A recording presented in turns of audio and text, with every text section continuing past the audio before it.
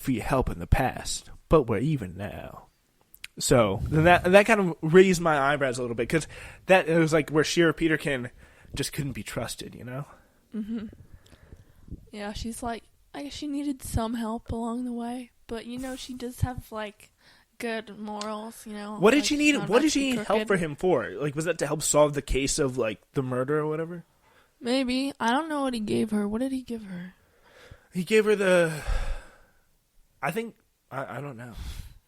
There's a lot of stuff that really didn't get that much explained in this, or maybe we're just missing a lot of stuff.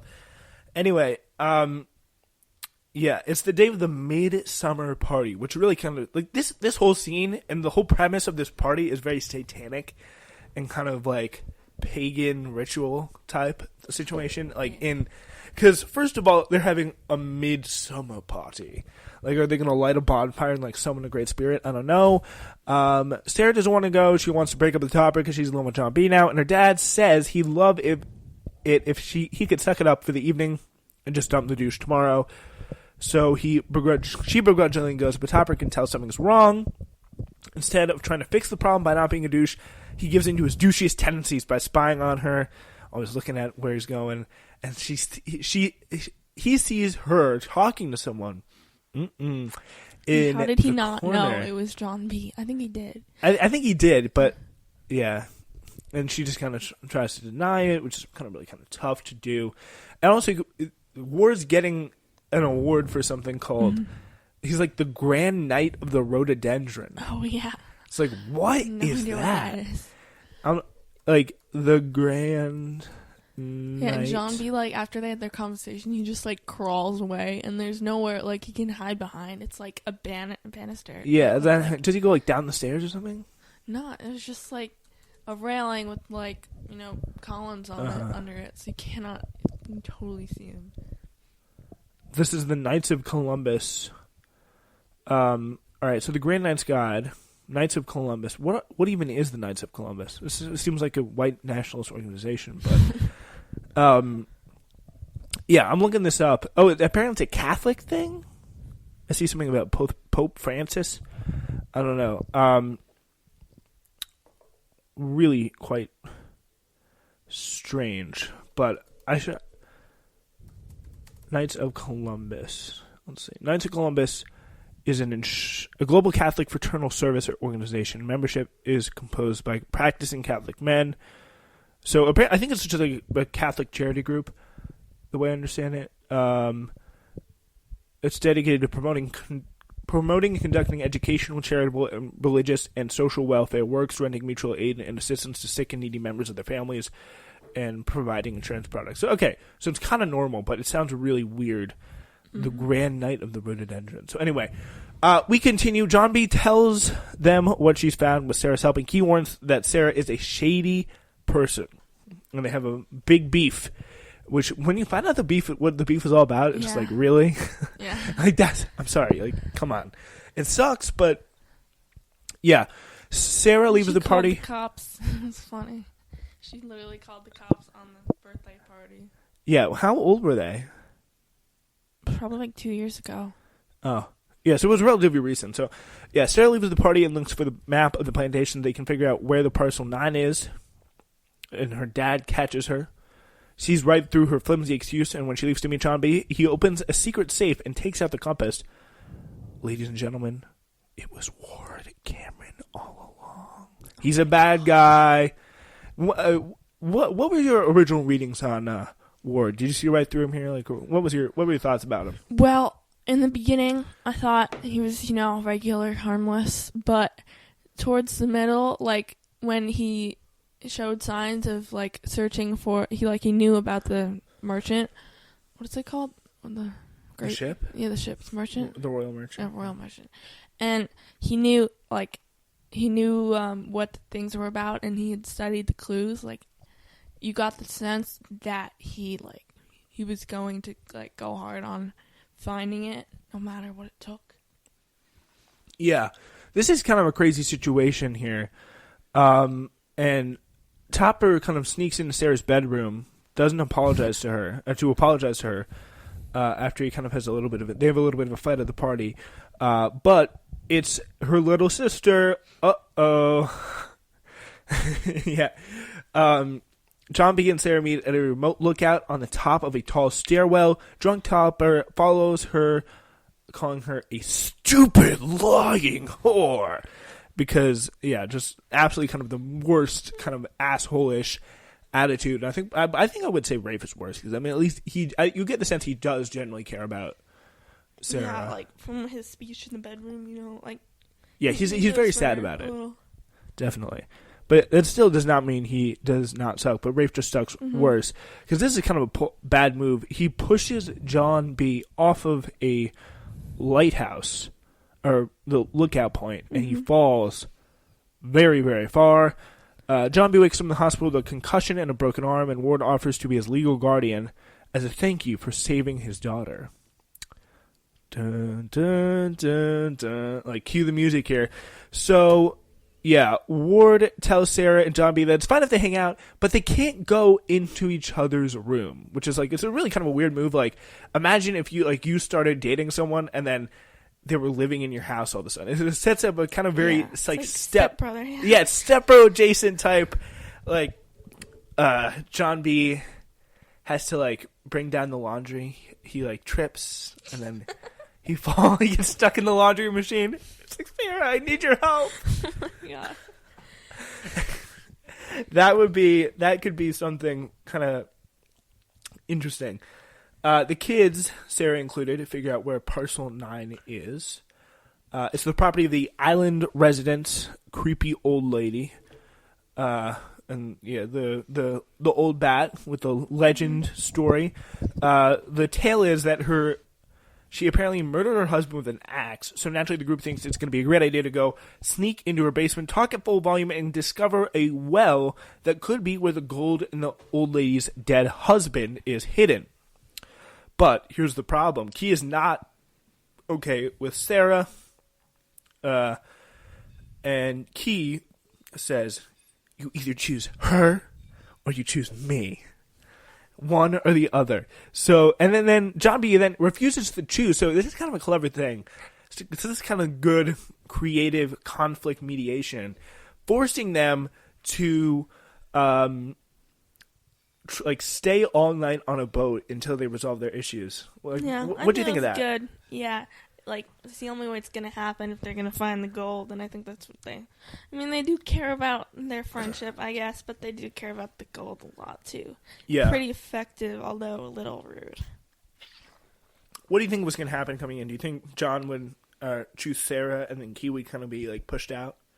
He would never be pushed out, I don't think. I think they would have resolved it. That was my first instinct.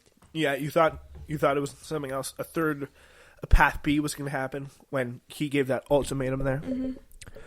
Yeah, I mean, I don't know. I was like, I kind of thought the he would go for the love angle, if you know what I'm. But then he'd all be of his friends would be pissed at him. Be a typical guy, as they say.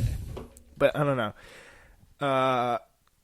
Yeah. So pretty much what happened was, she was the new kid freshman year at the Kook school, and Sara took her under her wing, and they were besties and having all this fun, and Sara mysteriously turned on her. That was kind of the beef. But they end up working out their issue, which kind of amounts to this. Sara did not invite Key to a party, so Key called the cops to break it up, and they became sworn enemies over simple missing communication and Key calling the cops.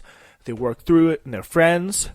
But things are not so good in Broville. The drug dealer, Barry, shout out to Barry, beats up Rafe, and Topper gets mad and calls Sara a slut again.